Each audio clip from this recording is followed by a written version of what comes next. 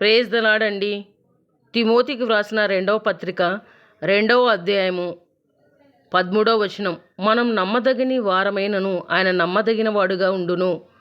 మనం ఆయన సన్నిధిలో ఎన్నో తీర్మానాలు చేస్తుంటాం. యేసయ్య, డైలీ బాగా ప్రార్థన చేసుకుంటాను, బైబిల్ చదువుతానని, ఈ కోరిక నెరవేరితే కానుక ఇస్తానని మొక్కుబడు కూడా చేసుకుంటాం. పరిశుద్ధంగా జీవిస్తానని కొందరు, రీల్స్ చూడనని కొందరు, టీవీ చూడనని ఇంకొందరు, నీ పనికి నిలబెడతానని ఇంకొందరు, ఇలా ఎన్నో తీర్మానాలు చేస్తూ వాటిలో కొన్ని చేశాము, కొన్నింటిని చేయలేకపోతున్నాము. పేతురు తన స్వశక్తితో నేను నీతో చావాల్సి వచ్చినను నిన్ను ఎరగనని చెబుతాడు. ఆ రోజు రాత్రే అధికారులు యేసుని తీసుకొని వెళ్ళినప్పుడు అక్కడున్నవారు నీవు ఆయన శిష్యుడువా అని అడిగినప్పుడు ప్రభువును ఎరగనని ముమ్మారు చెబుతాడు.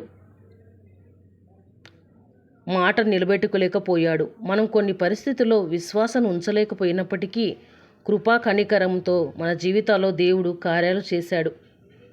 ఆయన తన స్వభావానికి విరోధంగా ఏదియూ చేయలేడు. మత్తయి సువార్త 5వ అధ్యాయం 17వ వచనం. ధర్మశాస్త్రంనైనను ప్రవక్తల వచనములైనను కొట్టివేయవచ్చితనని తలంచవద్దు. నెరవేర్చుటకే గాని కొట్టివేయుటకు నేను రాలేదు. ఆకాశమును భూమి గతించిపోయిననే గాని ధర్మశాస్త్రమంతయు నెరవేరు వరకు దాని నుండి ఒక పొల్లైనను ఒక సున్నైనను తప్పిపోదని నిశ్చయంగా మీతో చెప్పుచున్నాను. ఆయన మనకు మాట ఇస్తే ఖచ్చితంగా దాన్ని నెరవేరుస్తాడు. అబ్రహాముకు దేవుడు సంతానాన్ని ఇస్తానని వాగ్దానం చేస్తాడు.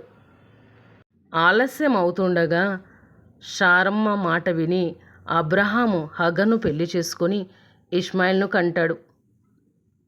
అయినప్పటికీ కూడా దేవుడు మాత్రము వారికి మాట ఇచ్చినట్లుగా ఇస్సాకును సంతానంగా వారికి ఇస్తాడు.